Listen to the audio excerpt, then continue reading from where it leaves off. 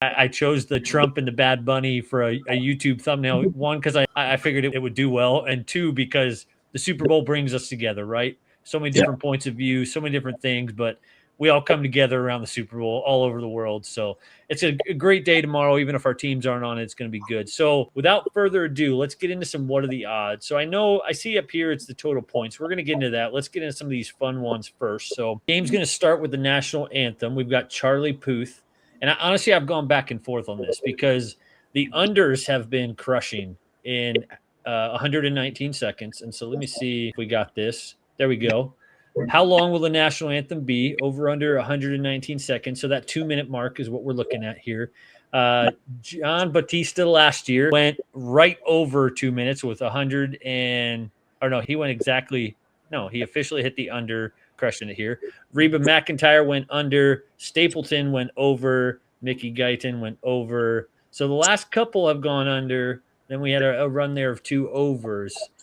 What are we thinking on this one, fellas? Is Charlie Puth going to be holding out those notes or keeping it short and sweet? I'll listen. I'll go first, guys. Yeah, go ahead. Listen, he's going to get so full. He's going over. He's sick of seeing the unders. He wants to just hold a few notes, and it's going to be that last one, that brave. He's going to hold it just long enough. Give me 6 seconds on that last one. Hold out long enough to get to the 200 seconds. Or the 120 seconds. So give me the over on this one. Absolutely. And I kid you not, when I did some research on this one today, we were into the stats on is he going to play piano or not? Because I was like, if he's playing some piano, he's going to have some licks and some riffs and stuff in there that even if his voice isn't dragging it out, I could see him a little piano solo. So, all right, Tyler's taking the over. Alo, how about you? Going over or under on Charlie Puth? I'm going over. Man is super talented. I hope he does play the piano. And if he does, he's definitely going over. But without the piano, I still think he does. Like Tyler said it perfectly. He's going to hit a couple notes, drag it on, but he is super talented. I wish somebody like that did the halftime show, to be honest. Pop singer. I feel like a lot of his songs are kind of catchy, short songs. So I don't know, Duff. We won't all answer on all of these, but let's start it off here with all of our opinions, and then we'll go more rapid fire. But Duffy, you taking the over or the under on 119.5? I'm going to go over. I think I'm understanding right. He's been out of the mainstream for a little bit. I think this is a good moment in the sun for him. So I think take advantage of it, go over. That's right. All right, this one, you're not – well, no, this one was – I found this online. I did not – and I don't have a graphic for this one, but I set the line on this. I saw the idea on the internet. I didn't see an actual line. So how many headsets do we think are thrown in this game? And the Kevin line is 0.5. I think both of these coaches are pretty mild-mannered. Seem like they stay pretty calm. This isn't a Nick Sirianni or a Dan Campbell out there that's going to be absolutely going nuclear on a headset. But 0.5, we think a headset is getting thrown tomorrow. Let's go Duffy on this one. I think yes, because I think Vrabel's got a good sharp edge to him. So I think if things don't go their way at some point, I think we could see a headset hit the ground. Yeah, there we go. All right, then we'll throw this one to Tyler and Alo. So the Bad Bunny nipple. I just thought this is hilarious that it's a minus 450 is the yes, and that's a pretty heavy underdog on the no here. But Booker, we miss you tonight, Booker, but he also mentioned there's some stuff out there as length of dress that he might be wearing. So we'll stick with the nipple for now, and then if we want to get into the dress as well. But yes or no, Tyler and Alo, do we see a Bad Bunny nipple tomorrow night? Absolutely. You're going to have to load up the full 450 if you want to make any money on this. You might have to put $1,000 on it. It's happening. Whether the outcome of how it happens, we'll see. Whether it's because it's getting torn away and he's trying to get away and we get a nipple that way, or he just actually flashes it all the way. We'll see, but it's definitely coming out. You're going to have to load it up to make any money. Halo, you agree with that? I do. I think it sure comes off in the first 10 seconds, bro. I'm not gonna lie. I think he's got the Latin in him. He's got the spice. He's trying to show out for the Super Bowl. I think he comes out in the first. Honestly, he might come out there with no shirt on, to be honest. So that I could see that. I could see him starting out like that. That would definitely make some sense. All right, let's rein it in a little bit more for the younger listeners out here. So let's go total points scored over under. I think a common narrative has been around the defenses. Sometimes these can be low-scoring grudge match, but these teams can obviously put up points as well. We talked about both squads have quite a few home run hitter type of players. So we taken the over, the under on 45.5 points. Duffy, why don't you take this one? Yeah, I'm going to go under. I think these are both really formidable defenses, and you also have two quarterbacks who have not been on this stage yet. And neither of them even really played that massive of games in college, so I think this is a new level of pressure that both those guys are going to feel. So I'm going to go under. Tyler, Alo, you got any thoughts on that? Absolutely. I'm going against the grain on this one. I do think it starts slow here. I absolutely agree with Duffy. I think it's going to be a rock fight early on while they're trying to get it all figured out. But something tells me in the second half, maybe late fourth quarter, things get loose all of a sudden, and it ends up being something like 24-23 and just gets over that 45 mark. So that's what I'm looking at, like 24-23 score, and it gets loose in there late in the game, and that's what pushes it over. But Duffy's right on it. The first three quarters are probably going to be a rock fight. I'm actually going to disagree. I think the first quarter will be rough, but the problem is I think Darnold and the Seahawks have a good offense. I think the problem is going to be that they're going to score, and I think the Patriots are going to – I think they want Drake May to run the ball. They want them to run the ball, but I think he's going to have to sling the ball. And I think when it comes to the third, fourth quarter, I could see them being down by 10, and then they're going to have to keep scoring. And we did talk about 5 MVPs that I talked about. I think if Travion Henderson has a chance and he does win it, then that means they do go over. Then even if JSN or Cooper Kupp does, I just feel the Patriots will always be behind, so they're both going to have to score a lot. I like that. Patriots playing keep or catch up the whole game. But again, back to my pick last week. We'll see if we have any changes this week. But I still think the Patriots are going to pull this out late. So spoiler there. But let's go one more here on the graphics, and then we'll just rapid fire any other ones that we have. Over 2.5 players to attempt to pass, plus 175. I thought this is interesting because you hear a lot of, hey, these teams have been practicing their trick plays, their fake punts all year long. But then this also feels like a trap where it could be just a game where it just drop back. But I don't know. What do we think? 2.5 players throwing a pass. We think there's going to be some trick plays, an injured quarterback. Tyler, what are your thoughts on this one?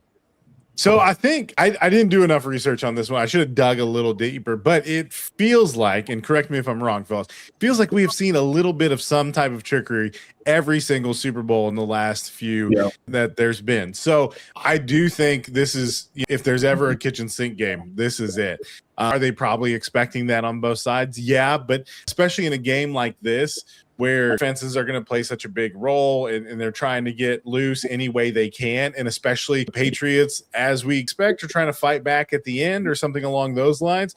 There's going to be some type of trickeration here. So I'm absolutely going to 3. At the very least, you got 2 formidable defenses that might knock out a QB for a play or 2. They'd probably end up back in the game, toughing it out. But we might see somebody else throw a pass just for a couple plays. Any other thoughts on that? Yeah, I agree. I actually have JSN throwing a touchdown to Walker. I like that. Ooh, spicy. I like that. They do a lot of the motion of JSN or Rashid in the backfield. Booker's father-in-law last week was mentioned about Rashid Shaheed catching those fly sweeps, those things in the backfield. I could see him tossing one over the top on something like that. That could be – I like that call of a wide receiver throwing a pass tomorrow, but I think the over feels safe there. Any other prop you guys have seen on the internet this week? Again, they're all over the place. I have a couple more for us, but anything else that you've seen on X or around the internet this week that you thought was funny or serious? It can be either way. Go ahead, Alo. No, I was just going to say, I don't think the Patriots are getting a ring, but I was going to say, what's the chances that Diggs proposes to Cardi B? What's less than 0? You're going to have to load that one up worse than the nipple one, my friend. Minus 1,600? No, that would be my guess. Bro, no, I just seen that pop up. I just thought it was hilarious because we all know how Stephon Diggs is. So that's some stuff that he would do, honestly. The internet's buzzing on that one. I don't know if you put these odds in here, but it's got a plus 1,100 on the probably a yes. So it's definitely interesting. The internet is certainly talking about that one, and the Cardi B, Robert Kraft, Stephon Diggs dynamics are interesting. So I mentioned at the beginning of the show, I thought this was interesting of what are the odds someone will run onto the field. I don't remember. I was in Tampa, Florida in Tampa in 2021. This guy's name is Yuri, and I should have pulled the video or something on this guy, but he bet $50,000 And then he was the guy who did it and ran onto the field. I saw the $1,000 fine. Yeah. Obviously spent a night or two or three in prison. Do we have anybody pulling any kind of crazy stuff like that? I was reading on it. It's probably the hardest venue of the year to try something like this. But do we see a crowd storm or a fan storming the field this year? Here we go, Kevin. There we go. We see it. I don't know if that guy ever got paid out, though, because I remember they were originally refusing to pay him out, and he was suing them. So I don't know how that lawsuit. Until that lawsuit shakes out, I don't think we see another one. I think that's a failed attempt. So I wouldn't go for it. The security's up. And listen, the $1,000 fine's the easy one to pay. I just don't want to get hit by that Seattle. I don't want to get hit by Vrabel. Vrabel's probably the one coming in to take me down when I try to streak across the field. But I did look into a few loans to see what odds I could get, and then if it would cover the interest rate after I won the bet for streaking myself. I was going to say, I definitely see it happening. We live in 26. There's some wild people out there. And some people just don't care. And some people just don't care where they might want to get hit by Vrabel, to be honest, tell their future kids or their grandkids. But I definitely see it happening. I thought this one was interesting. The classic Gatorade color dumped on the winning coach. Oh, yeah. There was no hints. Sometimes that can give it away in the championship game. Nobody got Gatorade Bath in the championship game. I thought this is so. I should have put this graphic up too, but orange plus 215, purple plus 260, yellow, green, lime plus 275. Spoiler. That's what the Eagles did last year, my last night as a defending Super Bowl champion. This I thought was interesting. Red is down by clear and water at 1,200 when the Patriots are a red team. But maybe these teams aren't drinking red Gatorade anymore because all the dyes and where the crunchy moms out there. But what do we think on that? Any guesses on the toss-up of Gatorade color? Not my favorite color, but I'm going to go orange. It's not my favorite flavor, but I just feel like it's one of those basic ones. I feel like they're going to toss that on the winner. And I think they're going to try and throw us off, like you said, with the red, even though I think it should have been higher because the Patriots are red. But I just think it's going to be one of those funny colors that has no matches with the two teams. Give me yellow in this one. That's the dog in my race. Give me yellow. I think it's a sneaky pick. I think they shocked the world by dumping yellow on them.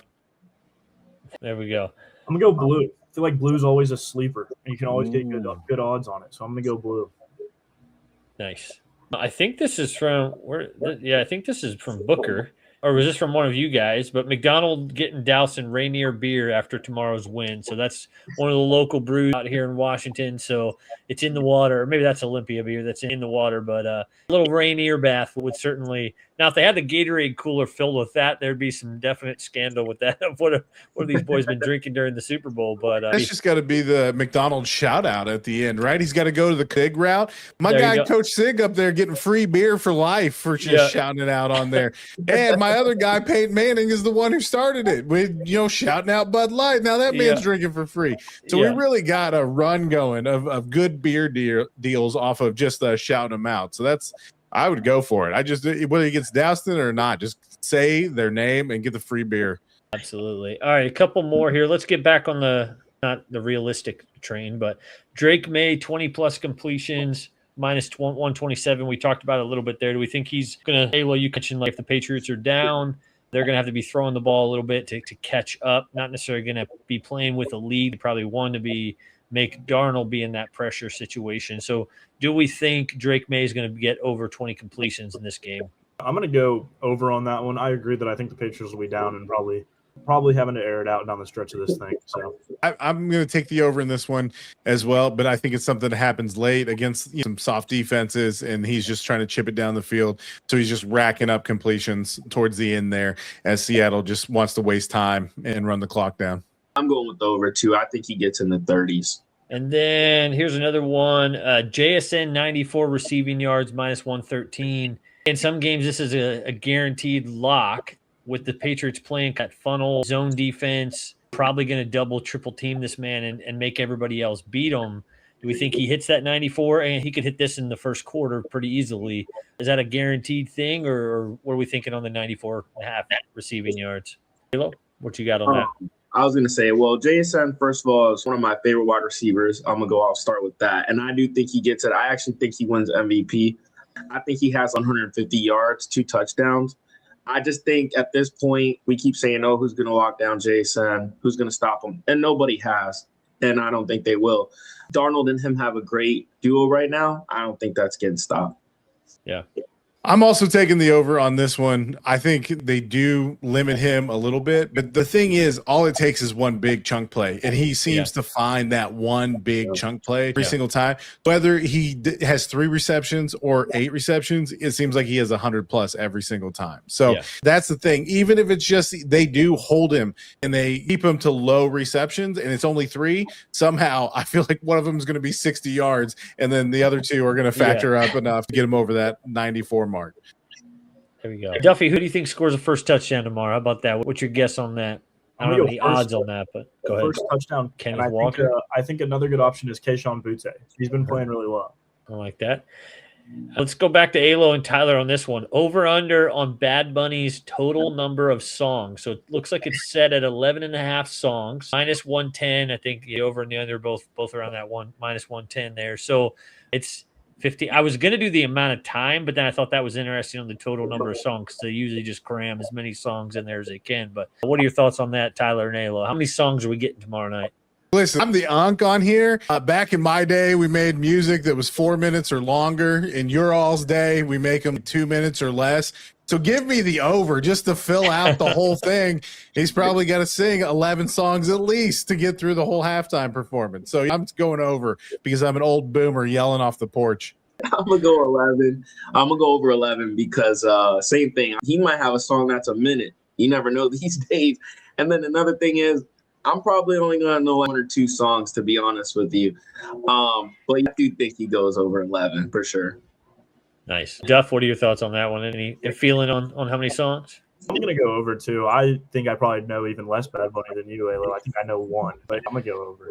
Right on. Well, any other thoughts? I wanted to just finish up here with we changing our picks. I saw today the line has not moved, still 4.5 points to the Seahawks. I thought that was interesting. I definitely thought it would come down towards the end of the week here, but it's holding steady at 4.5. Are we going to get that Seattle beatdown? I was the lone wolf. Duff, you don't think you were on last week, so you can make your official pick, and then Alo and Tyler if you want to change your mind. So, Duffy, why don't you take us away first?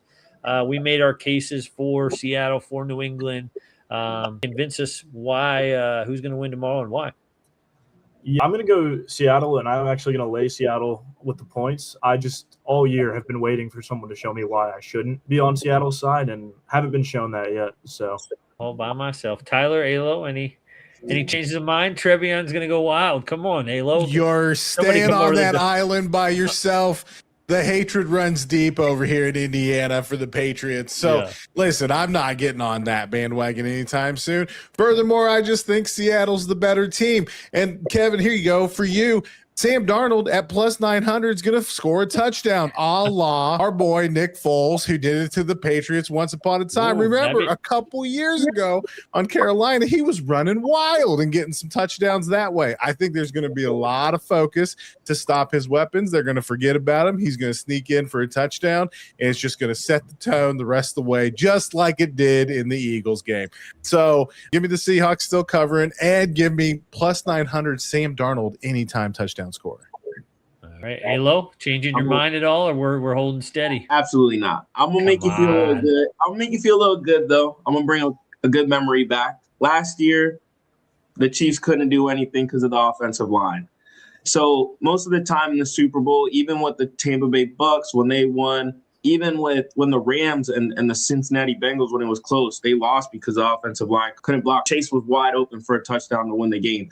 I think that's a big part of it, and I'm sorry, but the Patriots' offensive line is weak. We saw a couple of tapes where Will Campbell, it looks like he's like, hey, I don't care about this guy. Walk by. And they got some dogs on the Seahawks. We talked about DeMarcus Lawrence. I just think they feed him. That's why I said the Patriots are going to be playing catch-up. So I'm not changing it. I got the Seahawks by it. It's 4.5, but I think they win by more. But I think they win by 10. I looked up here. So in the last 10 Super Bowls, underdogs have won 5 of the last 10. Last year, the Eagles were 1.5-point underdogs to the Chiefs. And this is not me jumping on the Patriots bandwagon. I'm going to go ahead and put that out there. This is not Kevin becoming a Patriots fan. A.J. Brown is not going to New England. But needless to say, I think the points is a little bit of a trap, and I think it comes down to Vrabel being that better coach in this big moment.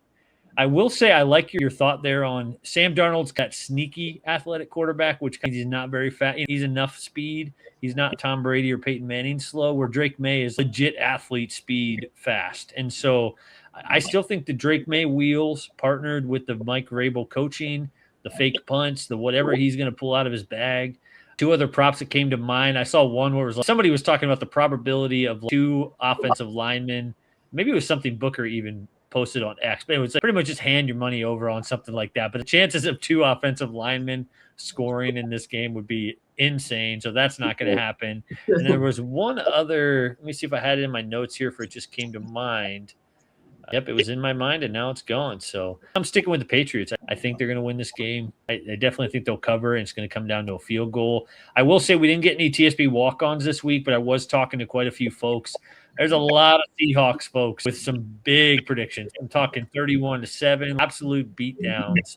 I'm very curious to see how this one shakes out. I think both of these teams, you could see, we could show up on Tuesday and see a lot of different outcomes for this one. And so it'll only be one outcome, but I could see a lot of narratives that could be possible. So any other thoughts on the big game before we sign off for tonight? A little bit of a shorter show, but excited for Super Bowl Sunday tomorrow. Any final thoughts?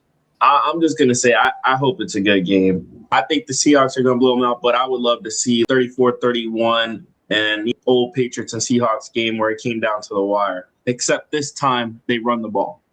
Yeah, that was literally what I was thinking. I saw something of like, if the Seahawks get to the 1 yard line, will they run it or will they throw it? Let's go around the horn on that one quick, because I personally think the mind games. I was playing this little board game with my son of like, it's like a football game where you're calling plays against each other and you're trying to figure out what's he going to play and which card matches up with that.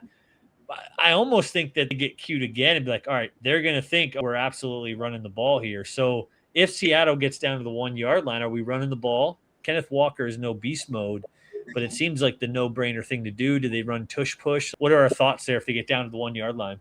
They are absolutely running it unless Pete Carroll comes just streaking on the field. And maybe he's the one that covers the bet. He comes streaking on the field to overrule and say, pass the ball. Or maybe, I don't know, maybe it's Russell Wilson finds a way to check it at the line. He gets on a headset all of a sudden, tells Darnold, no, trust me, this time it'll work. But no, they're running the ball. And like I said, that might be where Sam Darnold gets his QB sneak for the plus 900. So they're definitely running on the 1 yard line. Yeah, I like that. And if they don't run it, then the Seahawks fans will be the one to storm the field, and just game won't even be over, and they'll be charging the field to try and take out somebody.